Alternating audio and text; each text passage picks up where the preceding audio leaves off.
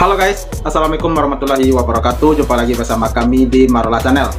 Apa kabar semuanya? Semoga sehat selalu, panjang umur, dan diberikan sekian banyak sampai di turunan, amin ya rabbal alamin.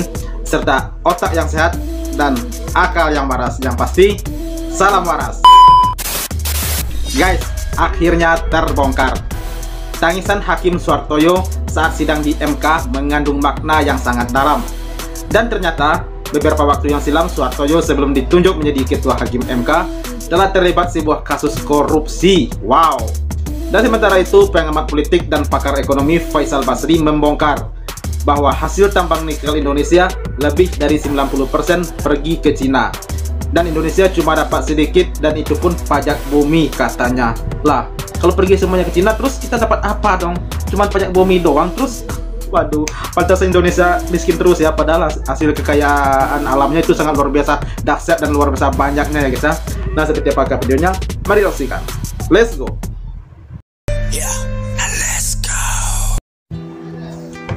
Anies Baswedan selalu berkata bahwa apabila dia menjadi presiden, maka itu berarti Allah mengizinkannya.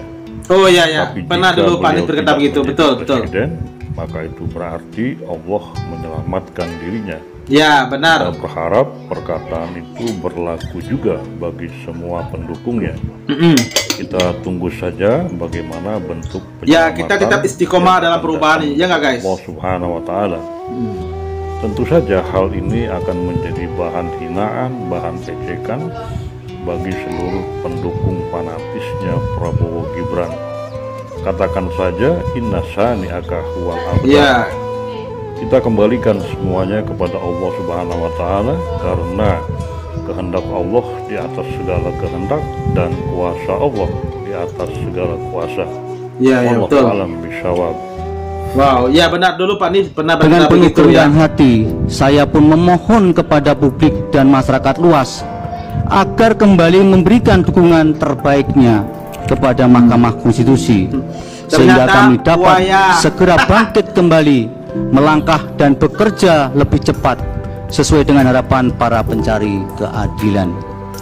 Kami akan berupaya semaksimal mungkin untuk memulihkan kepercayaan publik dimaksud, meskipun kami menyadari hal tersebut tidak mudah dilakukan, seperti membalik telapak tangan. Ya.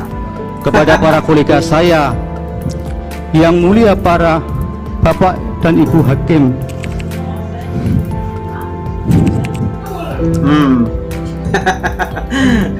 mari kita Kami tidak membangun percaya lagi kembali itu air mata sinergitas buaya, ya, persaudaraan guys? dan juga kebersamaan dalam bekerja. Masih terdapat tuntutan publik yang perlu kita capai dan penuhi bersama, khususnya upaya untuk meningkatkan kualitas putusan sebagaimana telah menjadi salah satu misi kelembagaan Mahkamah Konstitusi. Untuk itu saya akan memperkuat dukungan penanganan perkara konstitusi, sekaligus meningkatkan motivasi serta sense of belonging dari para pegawai Mahkamah Konstitusi, agar tercipta suasana kerja yang semakin harmonis, terarah, dan juga seimbang. Pemirsa, Hakim Mahkamah Konstitusi Suhartoyo diperiksa KPK dalam kasus suap permohonan uji materi Undang-Undang Nomor 41 Tahun 2014 tentang peternakan dan kesehatan hewan. Suhartoyo diperiksa sebagai saksi terkait kasus yang menyeret mantan Hakim MK Patrialis Akbar. Suhartoyo keluar dari gedung KPK pada sore tadi. Ia diperiksa KPK sebagai saksi tambahan untuk tersangka Patrialis Akbar. Dalam proses pemeriksaan, Suhartoyo diminta untuk menjelaskan secara detail kronologis pembahasan Undang-Undang Nomor 41 Tahun 2014 tentang peternakan dan kesehatan hewan oleh Hakim MK. Selain itu, KPK juga meminta keterangannya terkait hasil dan putusan yang dilahirkan Hakim MK dalam proses pembahasan undang-undang itu. Sebelumnya KPK juga memanggil Suhartoyo bersama Ketua MK Arief Hidayat sebagai saksi untuk 4 tersangka kasus suap uji material undang-undang di MK. Pantasan ya guys ya, pantasan. Tambahan pemeriksaan yang minggu kemarin, gimana Pak? Ditanya kronologis rapatnya yang 6 kali itu, 6 kali satu persatu di terus yang dijelaskan seperti apa Pak? ya tanggal-tanggalnya itu, tanggal ini mengenai apa, akhirnya gitu aja. Sama pemaknaan amar putusan. Ya, penyidik minta dijelaskan. Melakukan berulang kali perusakan Waduh, publik. pantasan. Saya berani Jadi tanda tanya di belakangnya ya, kenapa beliau seperti itu? Rupanya dan ternyata, oh ternyata. Karena saya ngerti sekali Pak Jokowi itu tahu tapi pura-pura tidak tahu. Nah, datangnya gini, Guru. Biji nikel nilainya 10. Kan seperti saya katakan tadi, pembangunan itu kan menyejahterakan rakyat kan, rakyat Indonesia kan. Biji nikel nilainya 10, ferronikel hasil dari smelter nilainya 40 misalnya. Maka terjadilah peningkatan nilai tambah kan. Dari 10 ke 40. 30. Nah 30 ini dinikmati oleh siapa? Guru. Pertama pengusahanya kan. Iya. Pengusahanya 90% lebih dari China. Maka keuntungan dari pengusaha itu ya dibawa ke China. Kedua, siapa yang menikmati nilai tambah itu? Pemilik modal, yakni bank. Bank meminjamkan ke perusahaan smelter itu 100% banknya dari China. Wih, gila. Banknya pun dari China. Bank pun dari 100% China, guys. dari China. Wih, Sehingga gila, pembayaran gila. bunga pinjaman dari perusahaan itu larinya Emang Bank 100% Indonesia China. nggak mampu gitu? Waduh. Ketiga, teknologi kan pakai teknologi. Iya. Teknologi itu kan bayar patennya. Disebut patent fee. Fee-nya untuk patent 100% teknologinya dari China. Ya patent fee-nya 100% lari ke China. Ada dua lagi komponen nilai tambah itu. Yang keempat adalah pemilik tanah. Pemilik tanah adalah Republik Indonesia. Mereka bayar PBB.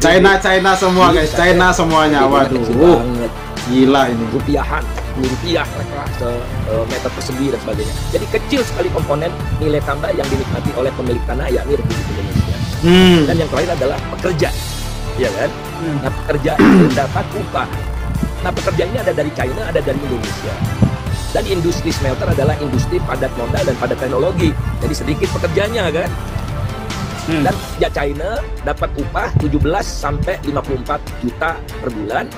Rata-rata pekerja Indonesia 7 juta. Nah, jadi kan ternyata hitung-hitungan saya 90% itu kekecilan. Iya. Lebih lari ke China itu. Lari ke China. Ya. Nah, Iya, ternyata ya Guru, silakan. biar clear. Iya, saya hanya ingin menegaskan berarti yang dimaksud dengan 90% itu adalah karena yang industri yang melaksanakan hilirisasi itu dari Cina, banknya juga dari Cina, sebagian pegawainya juga dari Cina, dan kemudian pemilik hak paten, teknologi pemilik hak paten juga dari Cina, dan Indonesia hanya sebagian pajak dari tanah itu dan sebagian kecil dari pekerjanya. Waduh. Jadi Iya, secara tidak langsung Pak Ini Jokowi sangat miris sekali guys. pura-pura tidak Gila, tahu. gila. Menterinya tahu tapi tidak bisa ngomong. Menteri Pak Tasrif ya tahu. Pak JK sudah ngomong. Dulu kan saya sendiri. Nah, sekarang Pak JK juga ngomong 90% lebih ke China gitu. Menterinya, Menteri SDM-nya juga bicara bahwa ini bukan industrialisasi ini, menyesatkan ini gitu. Iya. Penyebab dari bahwa 90% keuntungan itu pada akhirnya untuk Cina, apakah karena kita memiliki SDM yang kurang memadai untuk bisa mengolah itu? Tidak, Guru. Vale bisa, tenaga kerjanya sebagian besar dari Indonesia, aneka tambang hampir 100% pekerjaannya dari Indonesia. Ya. Mengapa industri smelter China ini teknologinya sederhana, yang Pak Guru, sederhana sekali teknologinya. Saya bertemu dengan profesor metalurgi dari ITB, dari UI, kita bisa gitu. Nah lebih parah lagi Guru, kan kalau Freeport yang sering dicuci maki oleh masyarakat itu kan, kalau Freeport itu kan dapat untung ya. Nah untungnya kan bayar PPh badan kan, masih dapat kita. Nah kalau smelter China ini dikasih kebebasan membayar pajak keuntungan perusahaan selama 5-20 tahun. Gratis tanpa pajak? Tanpa pajak keuntungan. Nah ada satu lagi, mereka mengoperasikan smelter pakai listrik kan, bukan dari PLN listriknya. Mereka bikin pembangkit listrik tenaga uap dari batu bara. Batu baranya dari kita kan? Tapi batu baranya dari kita. Tahun 2022 yang saya ingat ya, harga batu bara itu rata-ratanya tahun 2022 $345 per ton. Buat perusahaan Cina ini $70 saja. Aduh, luar biasa ya. Ini miris sekali. Hasil tambang nikel itu lebih dari 90% itu dinikmati Cina, sedangkan kita yang punya tanah, yang punya lahan cuma dapat sedikit doang ya. Itu, waduh, itulah keserakan pemerintah ya guys ya. Dan apalagi yang dikatakan oleh Hakim Suhartoyo tadi, itu sepertinya kita sudah tahu ya, bahwa air mata itu adalah air mata buaya yang awalnya bisa membuat kita yakin terhadap MK, dan ujung-ujungnya dia seperti ini ya. Udah gak percaya lagi, sama dengan apa yang pernah dikatakan oleh Pak Said itu, kita tidak percaya lagi sama siapapun, apalagi penguasa ya. Nah guys, kalau pendapatnya disampaikan di komentar, dan sampai jumpa lagi di video berikutnya. Thank you. Thanks for watching.